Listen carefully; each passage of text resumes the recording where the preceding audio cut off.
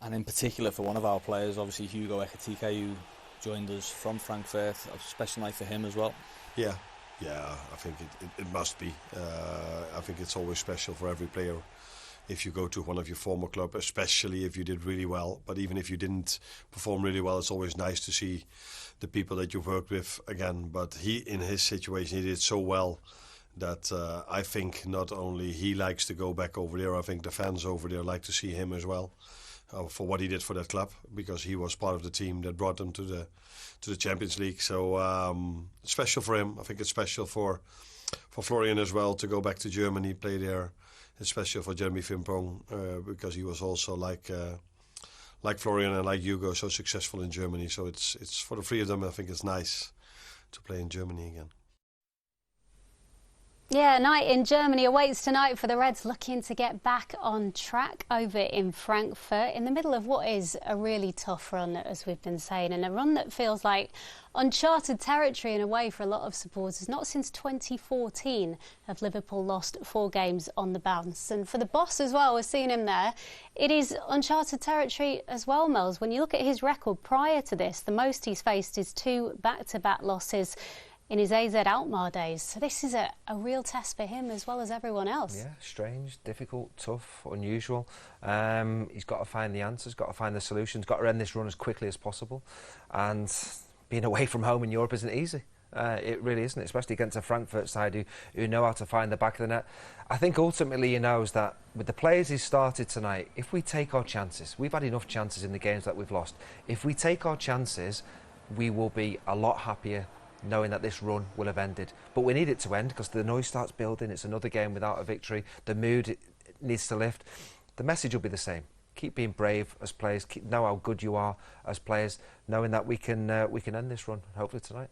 Hopefully tonight, indeed. I mean, he looked reasonably relaxed there, didn't he, Gary, to be fair? But in terms of tonight, you know, and the general run at the moment, there's a small section of the fan base who've almost been quite spoiled in recent years and have never known anything but success. But I think the vast majority of supporters have obviously seen ups and downs over the years, and they know that they stay patient. They just need to see an upturn in the performances as well as results. Yeah, I think that's exactly it, an upturn in the performance on the pitch. And, you know, I think when you look back and analyse the games, I think Neil mentioned it a little bit earlier, you know, like 3 of the games we've lost, in the last seconds of games. You know, like it's been like last-minute goals that have cost us dearly.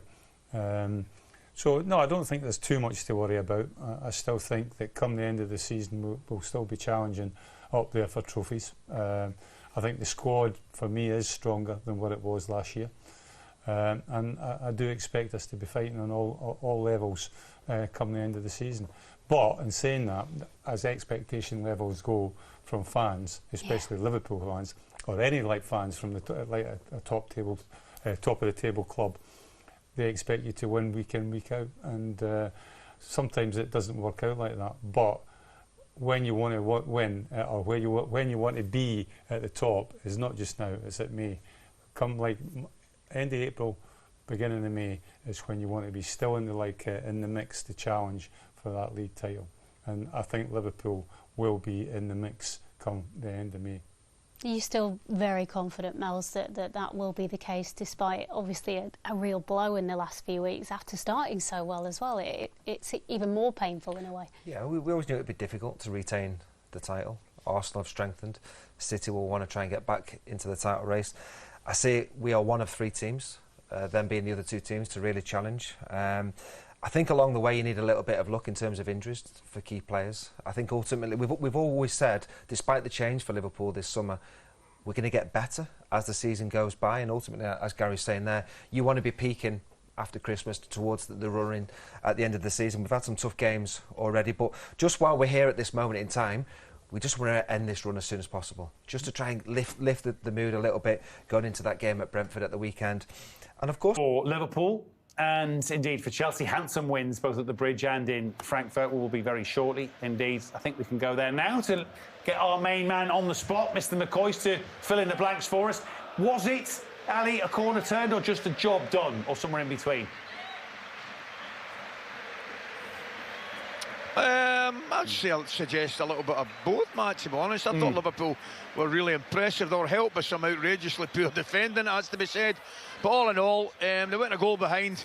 I mean, Frankfurt started well, first 10 minutes or so, good possession of the ball without really threatening. They get the goal, goes through Robbo's legs. But after that, I mean, it was totally one-way traffic, and it was really, really comfortable. As I said, they scored some good goals, but also they were helped some really, really poor defending here in Germany tonight. But all in all, I mean, it was actually just about perfect for Arne Slot, Matt, because you think of Rambo leaving Salah out, one of his key players, one or two changes, well, more than one or two changes. In the end, it was a really satisfactory evening for him. Ali, hello, mate. It's Don in the studio. The more the game went on, pal, it looked as though Florian Wirtz was starting to enjoy himself. Hi, Don. Do you know some, Don? I'll be honest with you, mate, he really, really did. He was enjoying it, he was getting on the ball. At the start of the game, first half hour or so, mate, when they were defending, they actually defended OK, Frankfurt, and they came back to a 5, and he was finding it difficult to find any little bit of pockets in that number 10 space, just off the two main strikers. But once the game opened up, he really, really enjoyed himself. And if I was going to be really critical of Salah got in possession. You could see he was dying to score, Don, but I'm going to tell you something, mate, he's a squared one, and Wirtz would have had a tap in at the back post. But all in all, as I said, he looked as the game was going on. He was getting on the ball. He showed, I mean, he's a wonderful player. His touch is excellent. His vision was good, and he really enjoyed himself, particularly, as you say, second half, mate. And as a striker, started with both Isak and Ekitike. I know Isak went off. Ekitike got his goal. Koisty, can they play together for you? Yeah, I think they can, Matt. I mean, they're top quality players. I'm not sure it suits Liverpool playing the two of them kind of through guys. With Gakpo certainly held his width in the left-hand side. Isak was certainly more central, and Ekitike was in on the right. And I think the plan was to get Frimpong up more on the right-hand side than certainly more Robertson would, so they'd get the width on the right-hand side, but obviously he got injured. Yeah, I mean, I think they can play together. I'm not sure it suits Liverpool at this moment in time, but certainly Ekitike looked the livelier of the two. We saw Isak come off. We don't know whether it was an injury or just a tactical switch, or whatever it may be. But I'm not sure they'll do it. He will do it an awful lot. But he's given himself a nice problem again for the weekend, hasn't he? With the goals coming in and players playing well, and certainly scoring 5 goals and a good, comfortable victory. Yeah, Brentford Liverpool live on CNC Sports on Saturday night. We'd take a 5-1 win for Rangers in Bergen tomorrow, wouldn't we? I'll see you there tomorrow, Mr. McCoist. Happy and safe travels. Thanks very much, boys. Looking forward to it. Right, let's check on the full-time scores, shall we? Let's round up the full story tonight. 2 games, of course, as is customary now in this league phase at tea time. 2 heavy goal fests they proved to be as well, a bit like at least one of last night's games at this time. Athletic getting the better in the end of Karabakh, had the noses in front, but 3 for Valverde's team to get an important 3 points. And Galatasaray win again, 2 for Osimhen in their win over Bodo Glimt. No goals Atalanta and Slavia. That's a good point for the team from Czechia. It's another draw for Ivan Juric's team. Bayern were way too good for Club Brugge. Harry Kane with his 20th of the season already. Chelsea got 5 against the 10 men of Ajax. Young goal scorers amongst that 5. Tyreek George got his first in the Champions League. We've just discussed with Ali the 5-1 win for Liverpool, which is a much-needed and relieving win for Arne Slot at Frankfurt. No goals Monaco and Spurs, which is a good point in the end for Thomas Frank's team, who were under the pump for much of the second half. Real Madrid and Juventus. It was a Jude Bellingham goal that separated the sides at the Bernabeu. Not a game of loads of chances, but they'll take it, I'm sure. Xabi Alonso's team. Sporting with that late winner, see off Marseille. 28 goals in total tonight. OK, now England, cricket as this is, produced the open as what all the talent suggests, you know, and I don't see it being as spectacular as what the talent suggests. Listen, there's a lot of good players on both teams who can, like, as you mentioned, Vinicius Junior, Bellingham, then you've got Yamal, and you know they can open things up in an instant. But I just think there's so much riding on the game. There's going to be a bit of pressure. Barcelona is still a young team, aren't they? The two of them sitting pretty at the top.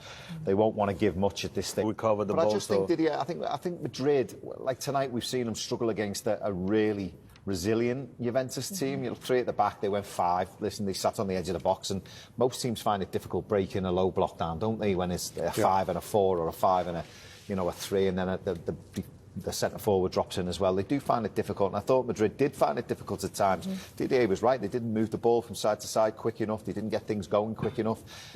You know, I think Barcelona, it's going to be... Do anything to his confidence of coming off at half-time and this tonight?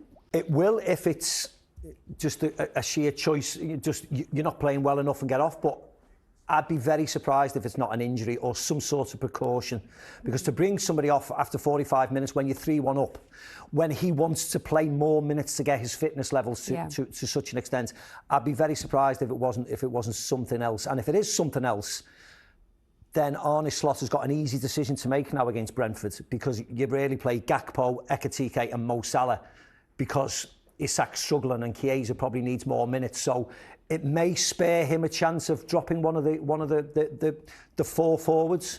But again, we'll wait and see when we finally get to know what's wrong with Alexander Isak. OK, well, we're going to get some reaction with the other striker. Ekitike is now speaking with Jules Breach. Let's go over to Hugo now. Hugo, you lit this stadium up so many times as a Frankfurt player. What was it like to score here as a Liverpool player so soon after you left? You know, I had to. It was a great feeling. Obviously, it was something special today for me to come back. I would say at home. You know, I know everybody's here, so it was a special game for me. And obviously, win, that was important, and score my first goal also in Champions League. I'm really happy. When you're one-on-one like that with only the keeper to beat, talk us through what you're thinking. I just keep it cool. He come and he will open the legs, so I try just to put between the legs, and that works. So yeah, that was good. You didn't celebrate. How much do you owe it to this club for the player that you are today? I have so much respect for them. They made the player I am right now. I wouldn't be here if I didn't came to Frankfurt. Yeah, I just can be respectful and grateful for what they gave to me, and I will keep what I learned there and the value they gave me with me all the time in the future. It was your first time starting a game with Alexander Isak. How did you find it? I think that was good. Obviously, it was not the best half time together, but I think we can improve together. You know, he's a very good player, and I know in time we need to work together and find a good association, and I think the links will come and then it will work. Of all of Liverpool's new signings that came in this summer, you seem to have settled in so quickly. Why do you think that is? I think because obviously in my brain I feel good at first. I have very good teammates, good staff. I love my life there. So I said a word, and I just hope I'm going to keep going because it's consistency in football. But yeah, I feel really good, and yeah, they just helped me a lot. So I think that's why I'm calm and I'm just doing my thing. Well played. Thank you. He's got quite a brilliant attitude, really, hasn't he? Very calm, very chilled. Here's his touch map. What did you make of his performance overall? Didn't have to do much to defend him, did he, Maka? No. The thing is, he is everywhere. And I think normally you think about, you know, a Targetman, a Gyökeres or those types, Haaland. This guy is a pure player. He's a beautiful football player. This is ridiculous, quite unique, actually. You know, I don't think you can really teach that. He carries himself with, I think Fletch said it in commentary, he has an elegance to the way he plays. And I think he's got something special, I think, about him. You know, obviously he's a fantastic player, but like you said, he's calm. He's got real good body shape on him. When you see him running with the ball, he moves his shoulders really well, and he drifts left and right. He just looks like a real natural runner, and he's very skillful as well. And of course, coupled with the goals he scores, you know he's going to score plenty if he stays fit.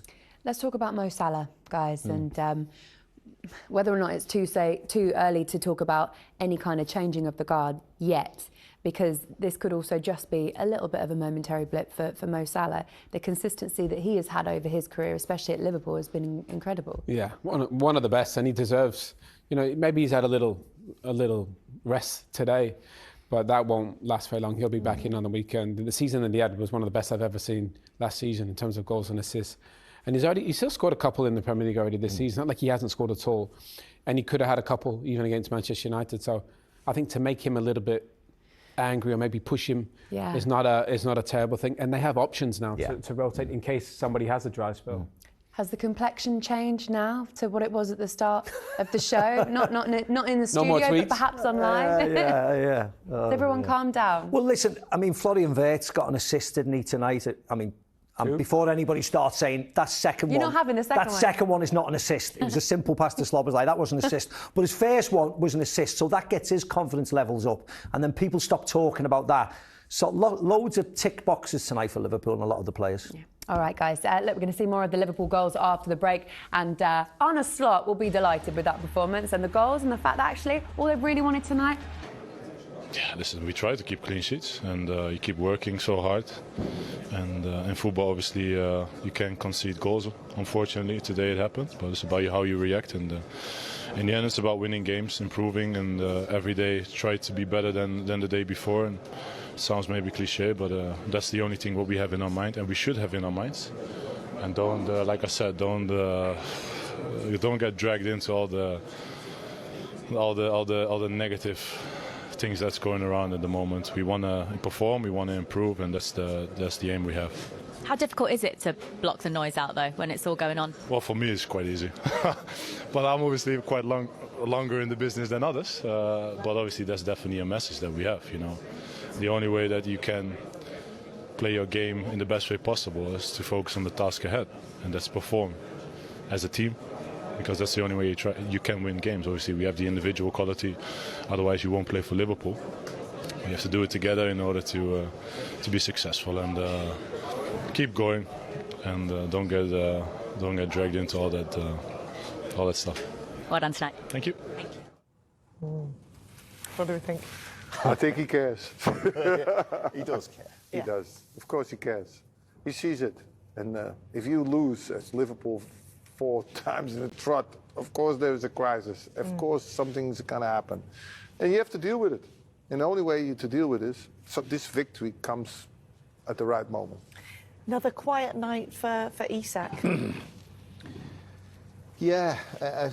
Well, listen, there's been 5 different goal scorers tonight and he's not on the goal scoring sheet, so that will disappoint him. You know what strikers are like, they can be a bit... Did he really play as a striker? What was it? Was he playing from the left? I don't know. I mean, I know we were watching Real Madrid and I was keeping an eye on it, but I did at times find it difficult to see how Liverpool played. I mean, it looked like a good old conventional 4-4-2, which managers hate, don't they? You know, I'm sure he'll find a different way of setting that formation up, so he doesn't have to say 4-4-2 on a slot, but you know, maybe it was. And why can't you say 4-4-2? Because it's so old-fashioned, isn't it? It's like managers hate it. But if you've spent 100 million on 2 strikers each, he might go 4-2-4, which is what he did do at the weekend against Man United for a spell when they got back into it. But it probably was more of a 4-4-2, and yet going back to Isak, he hasn't scored, and that'll disappoint him personally. You know, the fans will be looking at him. You know, it was an opportunity tonight because they created chances and he hasn't put the ball in the back of the net. So, and Ekatike's gone and scored. So, you know, that'll bruise his ego a little bit. So it's up to him now to pull his finger out and show why he was worth 120 million and the punt Liverpool have taken on him. Yeah, I think football's going backwards this season. More set-piece goals, long throw-ins, 4-4-2. We're going back to the 90s. Bring back the short shorts, it's all happening. The baggy tops. The big shin pads. And bad defending. Bad defending. Yeah. Was it? Now, if I see all the goals yesterday and today, it was horrible. Yeah. I had a talk with Arsene Wenger already, and we were talking about the fact that, you know, nowadays, defenders must play with the ball. Have you seen how many risks they take to play with the goalkeeper and things like that? And they don't defend anymore. And the thing is, every little thing nowadays is also in the highlight. Yeah. So they can't push them anymore, they can't do anything.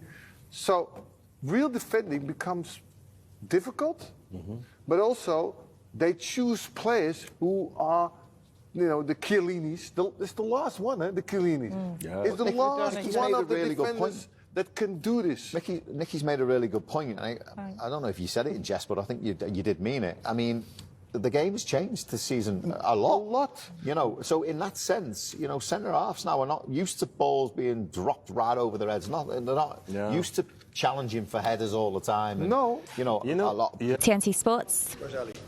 He's up in the commentary box. Yeah, I know. Good to go? Anna, congratulations. How much did you need that win? Yeah, we needed to win. And what we needed more is another performance where we've created a lot of chances, but that then also the players get the reward with a win. And that's what happened today. Yeah, you spoke a lot in this run of defeats about the fact that you were getting the chances, but the players weren't taking them. You've got to be pleased with the way they took them tonight. 5 different scorers, including your 2 centre-halves. Yeah. Yeah. I saw a lot of similarities, by the way, today compared to our other games, because the first chance they got was immediately a goal, and maybe the only chance they got today, but that maybe was because we went 3-1 up, and it's easier to control a game of football if you're 3-1 up than if you are 1-0 down or 2-1 down. So again, hardly conceded anything, but the main difference between this game and the 4 before was that maybe not all of them, but most of them, the other team scored a set piece, and now we were able to score 2 set pieces, and then people focus a little bit more on the attacks we had in the second half than on the misplaced passes, which we probably had today as well. But if you're 3-1 up, you are judged differently than when you are 1-0 down or 2-1 down. Ekitike was always going to score against his former club tonight. Of all your new signings this summer, why do you think he's found his feet the quickest? I wouldn't say quickest, but he found his way, what were your words? Feet on the ground? Yeah. Yeah, no, I don't know exactly the English saying, but he's done well for us every time he plays. But yeah, again, the focus is then mainly on goals and assists, which he's done well for us. But there are also other parts of our game which are needed to win a game of football. And I saw players working really hard for them to create, I think, 1 or 2 counterattacks where one of them was scored. And that's also a main part of our game, and that's what they all did really well, including Hugo today. It's the longest we've seen Hugo Ekitike and Alexander Isak on the pitch together. Did it work? Hugo got a big chance and he scored them. Alex got a few. Unfortunately didn't score yet. But he had to go off at half-time because he felt his groin a little bit. So that's a pity, but yeah. I've said it many times, it's such a difficult balance to find with a player that missed out 3 months. You bring him slow, you bring him slowly. People also maybe sometimes argue him if you cannot play him more or more often or longer. And now we've played him for the 2nd time in 3 days, and unfortunately he had to go off, so let's hope for the best. But it's not an easy balance to find if a player has been out for so long. Congratulations on the win tonight. Thank you. OK, so Rhyme was due to a groin injury, feeling his groin, which for Liverpool fans, that will be really disappointing. I know they have Ekitike, but a big marquee signing like this, to have a little bit of anything is going to be a bit of a worry. Yeah, and to be fair, he hasn't, obviously, I mean, he didn't have a pre-season, probably his own doing, really. Yeah. But I think now he's probably had 4 or 5 weeks, and I think people thought he was fit and healthy, so to go off injured would be a big blow to him, and I think obviously to the manager. But with Ekitike and Mo Salah, I thought Verts played well today. I think he'll play on the weekend against Brentford, play as a little number 10, so maybe they're going to settle on a team. Well, luckily they're sharing the goals out, and the centre-back stepped up today, didn't they? Virgil van Dijk getting a goal? Yeah, I mean, he's already got a goal this year, and again tonight I think they get the chance. And this result can give us, like, or your team, confidence builder, because it's the 4th in a row to win, and it's a huge boost for the whole team and the fans as well this season. Yeah, it's always important to win games. We are in a good moment, but now in 48 hours, probably a little bit more than 48 hours, we have 1 more game that will be very demanding. Very difficult game against Sunderland, but for sure we hope to continue in the way we are. 5 goal scorers, 5 different goal scorers, and give a huge variety as well of the scoring goals from here and there. What did you make of it? I'm very happy, especially because, you know, Marguerite is 06, Tyreek is 06, Estevao is 07. So they are very young, 18, 19, but it's the strategy of the club, and we trust the younger players, but also we trust the players from the academy. From the academy. And this squad, the starting lineup today, it might be the youngest Chelsea squad in the Champions League history, I think. What this tell us with involving academy players as well for the team, for the future? Yeah, it's the strategy of the club. We have also players that they are very good from the academy, and we try to give them the chance to prepare them in the best way. Now, being sports Mike's there at Stamford Bridge. What can Chelsea do then this season? What's their glass ceiling? Can they win this entire thing? Can they contend for the title? Win the Champions League? Yeah. I think that's a little bit beyond them. I think they're still inexperienced as a squad. I think they are missing some key players, yet they seem to be able to be picking up some results. I mean, we were talking off air before, and I think the Liverpool result really done a lot for confidence for Chelsea, a bit of belief. Still think Maresca's got to buy a bit of love off the fans and stuff, but that'll come with results. I think I think Champions League football this season is certainly not beyond them, but I don't think they're at the level. I know they beat Liverpool, but they're still not at the level of Liverpool and Arsenal quite just yet, even City. I don't think. But is it also because we cannot even relate to Real Madrid all on 9 points. Liverpool, they're in 10th. It was goalless between Monaco and Spurs. Also, Slavia Praha, Atalanta, that was 0-0 as well. OK, well, let's hear now from the Liverpool manager after that victory. You knew the answer. All right, this tonight, Go Ahead Eagles take on Aston Villa in the Netherlands. Branner up against Rangers. Braga against Crvena Zvezda. Forest, Faye, that's your old club? Oldest, what is the oldest club? Yeah. So Go Ahead Eagles, yeah. Very nice. I just got to listen when he talks. It doesn't sound Dutch, eh? It doesn't, it really doesn't. It sounds American. Yeah. Like Padel. Yeah, like Padel doesn't sound Dutch. We've learned something new tonight. Padel. It's Padel. It is Padel. It's Padel. Thank you, Ruud. Every time you come, you teach us so Padel. much, do you? Night, guys. Thank you, as always.